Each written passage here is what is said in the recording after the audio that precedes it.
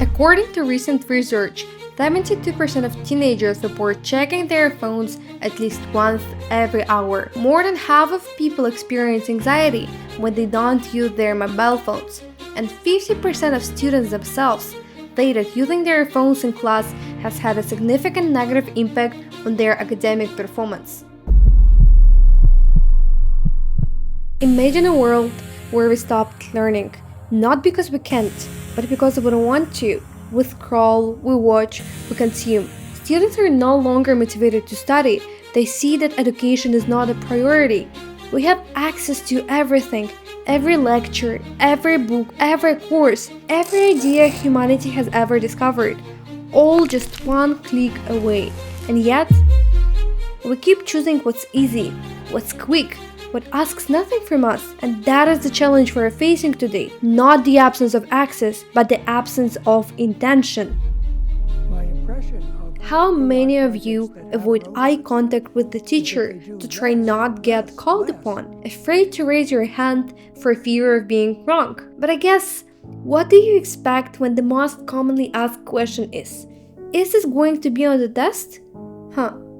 Is this going to be on the test? If schools really put learning instead of testing and memorizing at their top standard, then the letter F would stand not for failure, but for find another answer.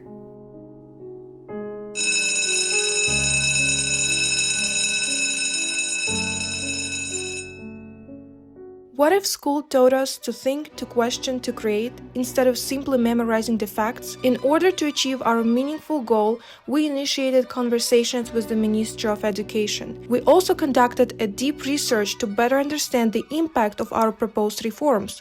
According to the research from Harvard University, a positive school environment can reduce stress and increase academic performance by up to 20%. We believe education should not be a system of repetition, but a space of possibility. And this is why we suggest a new vision for Uzbekistan. We're planning to reform primary schools and to include more classes related to the moral education, emotional intelligence, and basic human skills. At this stage of development, children are not only learning how to read and count, they're learning how to communicate effectively, understand the emotions, and navigate the world around them.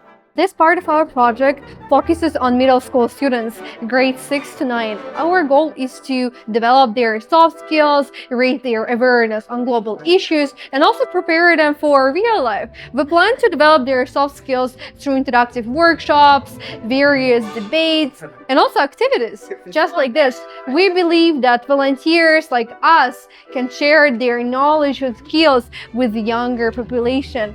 Because for those students, it will be better as we're close to their age. We also plan to introduce simple life lessons. For example, on financial literacy, how to plan their expenses, how to be prepared in life, and also how to make responsible choices.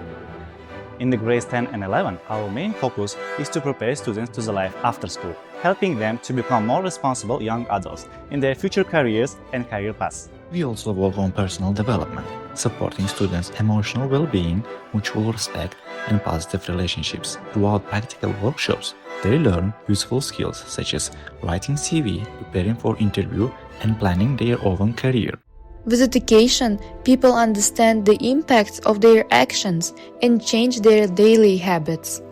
With education, SDG 4 becomes the spark that powers every other goal.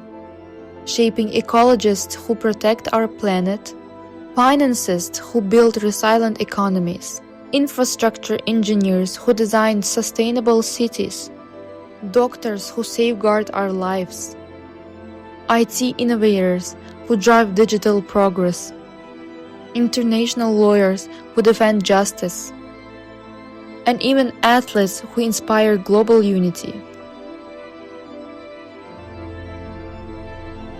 When education grows stronger, every other dream grows with it.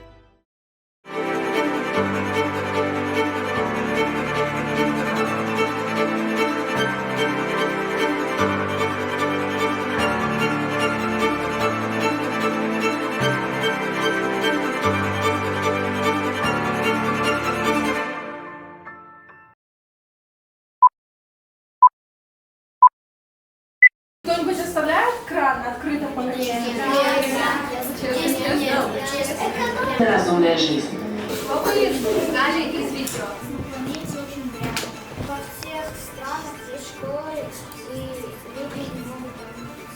Если мы будем делиться чем, что мы создаем, то наш мир будет намного лучше. Что имеем, отдавать другим людям, чтобы помочь им прокормиться. Чистая вода из Сантарина, это значит, чтобы мы не поставили всякий мусор в воду. Из-за того, что столько раньше море попадает много из-за этого она еще высохла. Согласие имеют право на паспорт, на имя. То есть они все равны. Не может быть такого, чтобы сокровищ прошлых наций и народов. Например, в своей ежедневной жизни, где вы встречаете собой? Метро. В нашей Конституции Узбекистана написано, что женщины и мужчины имеют равные права. После дать, да, государство каким-то деньгам.